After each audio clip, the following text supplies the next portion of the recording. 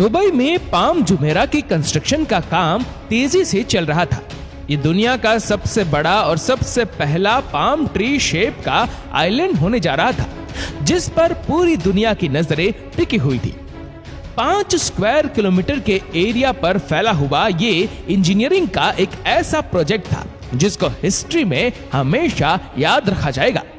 Engineers को लग रहा था कि शायद इस प्रोजेक्ट में सबसे मुश्किल तरीन काम समंदर की लहरों से मुकाबला करके उस पर आइलैंड बनाना है, लेकिन उनका असल इम्तिहान तो तब शुरू हुआ जब आइलैंड पूरी तरह से कंप्लीट हो चुका था। जी हाँ, ये बात है सन 2003 की, जब पाम जुमेरा आइलैंड कंप्लीट हो चुका था और अब बारी थी इस पर विलास, होटल्स और शॉपिंग मॉल्स बनाने की।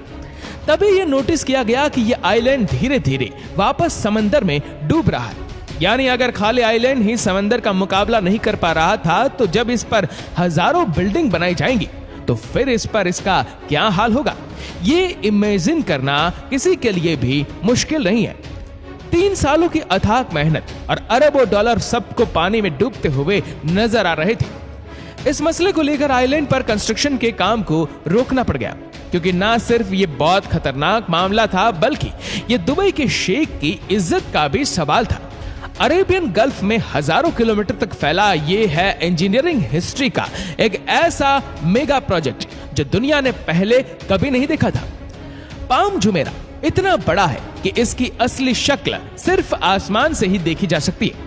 इस पूरे आइलैंड को बनाने में हैरत अंगेज तौर पर 100 नहीं, 150 नहीं, बल्कि पूरे 900 अरब रुपयों का खर्चा हुआ था।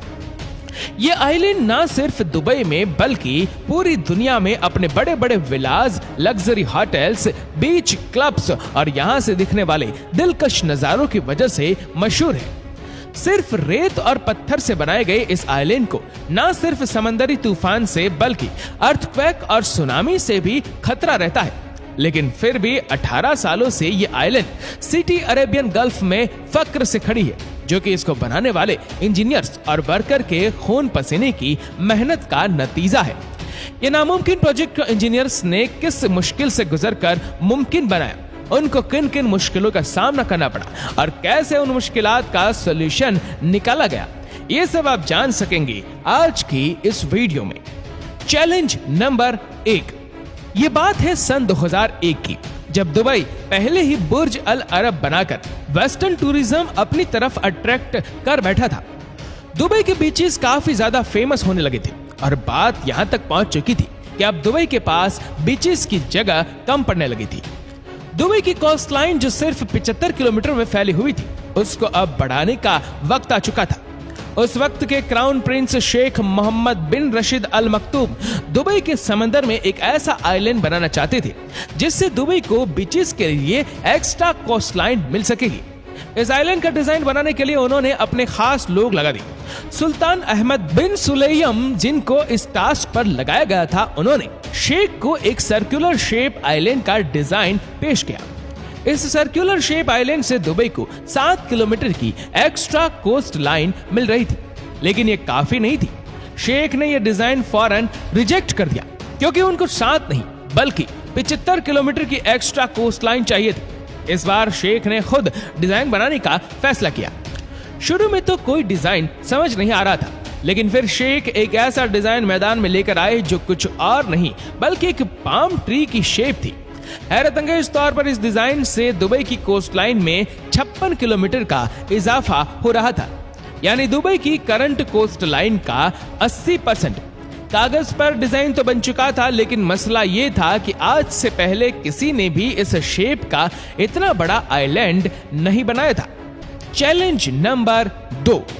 चैलेंज सिर्फ ये नहीं था कि सिर्फ ये पाम ट्री शेप का आइलैंड बनाना है, बल्कि यहाँ एक पूरे सिटी को भी बनाना था, जिसमें लग्जरी विलास, शॉपिंग मॉल्स, होटल्स और रेस्टोरेंट बनाए जाएंगे।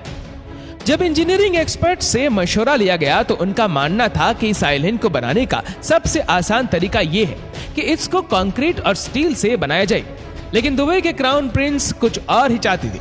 जी हाँ, शेख के पास जो आइडिया था उसने इंजीनियरिंग टीम के चैलेंज को मजीद बढ़ा दिया था।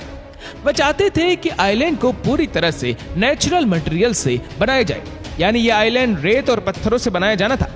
एक अंदाज के मुताबिक इस पूरे प्रोजेक्ट में इस्तेमाल होने वाली रेत और पत्थर इतने ज्यादा थे कि उनसे 2.5 मीटर ऊंची एक ऐसी दीवार बन सकती है जो हैरत अंगेज तौर पर पूरी दुनिया का एक गोल चक्कर लगा सकती है। इतने ज्यादा पत्थर और रेत कहां से आएगी, ये तो एक अलग ही मसला था। लेकिन दुबई के समंदर में एक ऐसा आइलैंड सिटी बनने जा रहा था जिसको दिन रात समंदरी लहरों से मुकाबला करना था। इसलिए इस आइलैंड को बनाने के लिए दुबई के शेख को दुनिया की बेस्ट इंजीनियरिंग टीम चाहिए थी। इस काम को अंजाम देने के लिए हॉलैंड की एक कंपनी से कांटेक्ट किया गया। सबसे पहले इंजीनियरिंग टीम को यह प्लान करना था कि पाम ट्री शेप के आइलैंड को समंदरी तूफान और खतरनाक लहरों से कैसे बचाया जाएगा। इसका सिर्फ एक ही सॉल्यूशन था कि पाम ट्री शेप के चारों तरफ समंदर की लहरों को रोकने के लिए पत्थरों से एक काउ शेप का आइलैंड बनाया जाए, जिसको ब्रेक वाटर भी कहा जाता है। अब टाइम था वह सारी कैलकुलेशन करने का जिससे ये मालूम पड़ेगा कि क्या अरेबियन गल्फ के इस हिस्से में ब्रेक वाटर आइलैंड बनाया भी जा सकता है कि नहीं। समंदर की लहरें जो कई फुट तक ऊंची होती है और जो अपने बीच में आने वाली तमाम चीजों को निगल भी सकती है।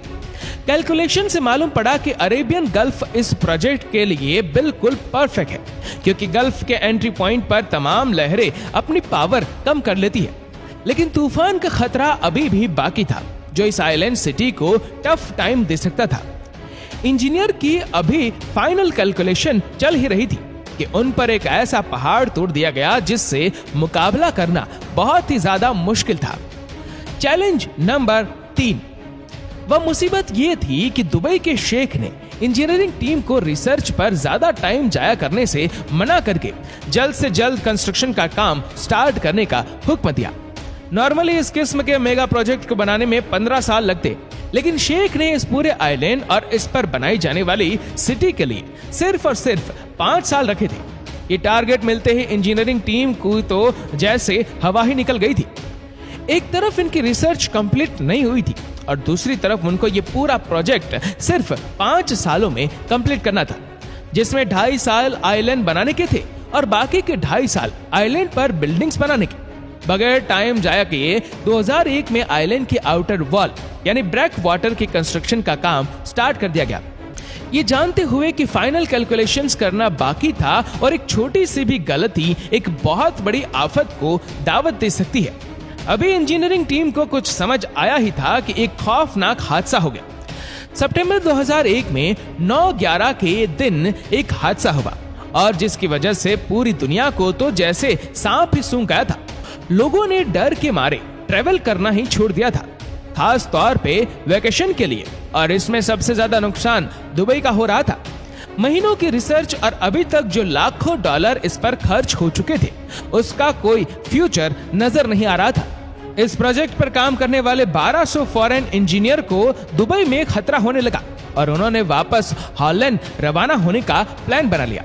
लेकिन दुबई के शेख ने उनको सिक्योरिटी का यकीन दिलाया और प्रोजेक्ट को दोबारा कंटिन्यू करने का हुक्म दिया। Challenge number 4। नवंबर 2001 में एक बार फिर से आइलैंड की आउट वॉल का काम स्टार्ट कर दिया गया, लेकिन मसला यह था कि पाम जुमेरा के ट्री शेप को बचाने के लिए पहले आउटर आइलैंड यानी ब्रेक वाटर को बनाना जरूरी था। इस पूरे प्रोजेक्ट के 2 अलग अलग हिस्से थे। एक तो था इसका ये पाम ट्री शेप जिसको टोटली रेत से बनाना था। रेत से बनने वाले इस पाम ट्री आइलैंड को समंदर की लहरें नुकसान ना पहुंचाए, इसी वजह से इसको चारों तरफ से एक आउटर आइलैंड प्रोटेक्ट करेगा। और ये आउटर आइलैंड सिर्फ रेत नहीं बल्कि ये हैवी पत्थरों से बनाया जाएगा। लेकिन इतने सारे पत्थर आखिर आए कहां से? इस आउटर आइलैंड के लिए 5.5 मिलियन क्यूबिक मीटर पत्थर चाहिए थे। ये इतने पत्थर थे जिनसे 2 इजिप्ट के पिरामिड बनाए जा सकते हैं। दुबई जहां सिर्फ रेगिस्तान और पानी पाया जाता है, यहां से इतने सारे पत्थर अरेंज करना किसी भी सूरत में मुमकिन नहीं था। इसी वजह से टीम को यूनाइटेड अरब एमिरेट्स की 16 अलग अलग लोकेशंस पर पहाड़ों से पत्थर निकालने का टास्क दिया गया। पहाड़ों को दिन रात डायनामाइट से ब्लास्ट करके पत्थरों के बड़े बड़े पीसेस निकाले जाते थे। एक एक पत्थर 6 टन से भी ज्यादा वजनी, और ऐसे लाखों पत्थर निकाल कर दुबई के साहिल तक ट्रांसपोर्ट किए जाते थे।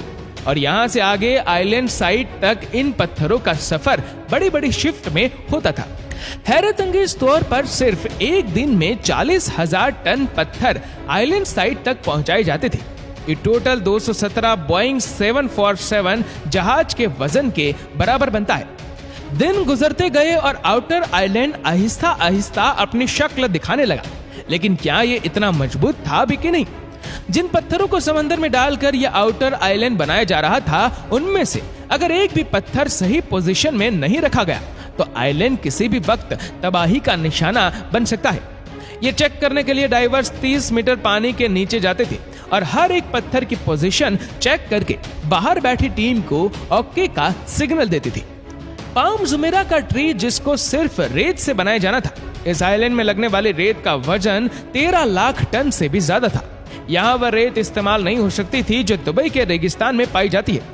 तो आखिर इंजीनियरिंग टीम ने इतनी सारी रेत का बंदोबस्त कहां से किया?